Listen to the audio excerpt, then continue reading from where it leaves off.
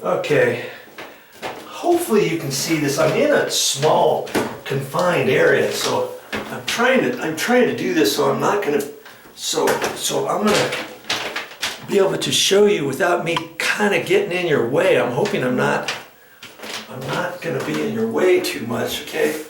I'm gonna be right here, and so I'm gonna do my masking tape trick the same way. I'm gonna hold it up there, push it down to the wall, and it gives me a good place to start too, even when I do that. Okay, so now I'm like that. I just push it down. I got it out at an angle. You don't want to try to push this down with your finger, because then the masking tape bends and stuff and twists. So I don't want to go any further than that. Now I just swivel the masking tape roll. It goes right down exactly where you want it every time. And just do a little bit at a time. You're not doing a race. Don't try to get this so long that you try to line it up against the wall and it doesn't go. You see what I mean? I'm just doing a little bit at a time here. Okay? And I push it right up there. I don't know. Okay, yeah, you can see that. Okay, I'm going to lower it down now.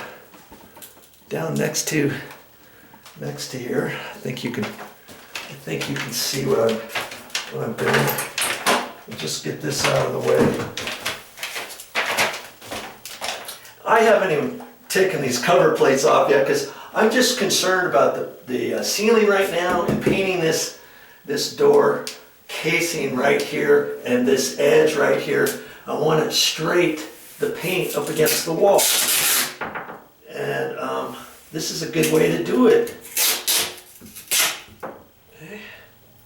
Now I might have to stop and go to get that, because I want this edge straight up against the wall. Okay. From where the cover plate is. Okay, so now I can start. I can start here again. I'm going to hold it up, and I'm going to hold this masking tape flat right up against there where it needs to go. Okay, there. I got a good starting point, and now I just hold it right up against there. I can't even really see the corner but I don't have to, because the corner is right where my masking tape roll is. I know it's exactly where it needs to be, even though I can't see that edge. You see what I'm saying? Look at that. Okay? And I don't have to go any further than that, because I've already done this other little piece.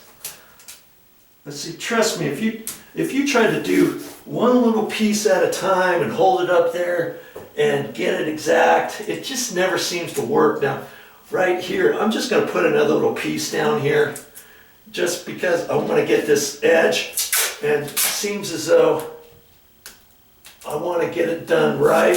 I'm just going to do this again. When I got it to there, I'm just going to pull down. Just take that and swivel it down. Swivel it down.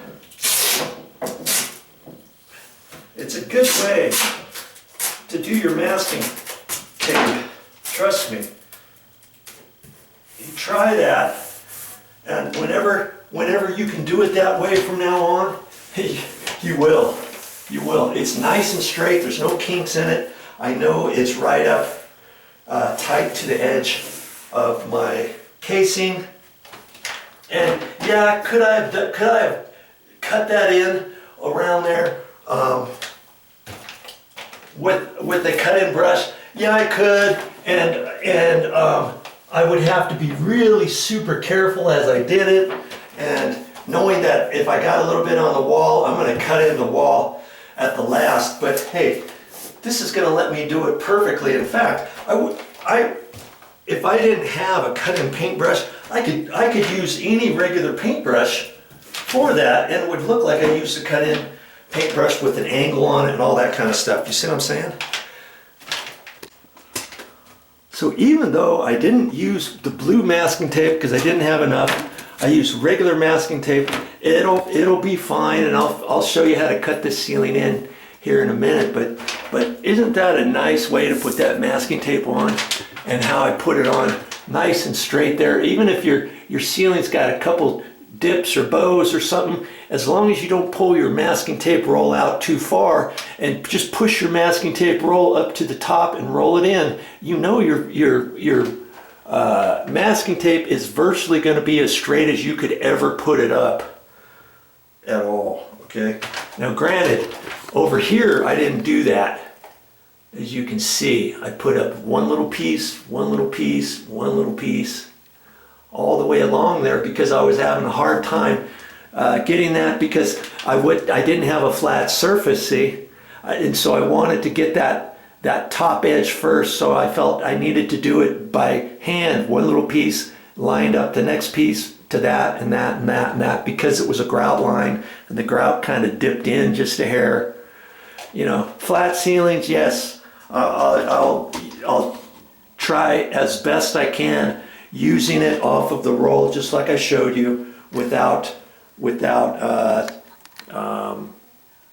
cutting it any more than I have to. Obviously, once you start an inside corner, you've got to pull out a little bit so that you can get your first piece in there, pretty much. Or you can overlap it a little bit and kind of bend it in there and do whatever you want. But you see, I hope that I gave you some tips what to do and what not to do when putting your masking tape up there. I know my line is nice and straight up against there, don't I?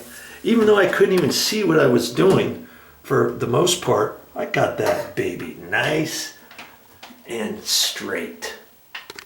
Hope you learned something.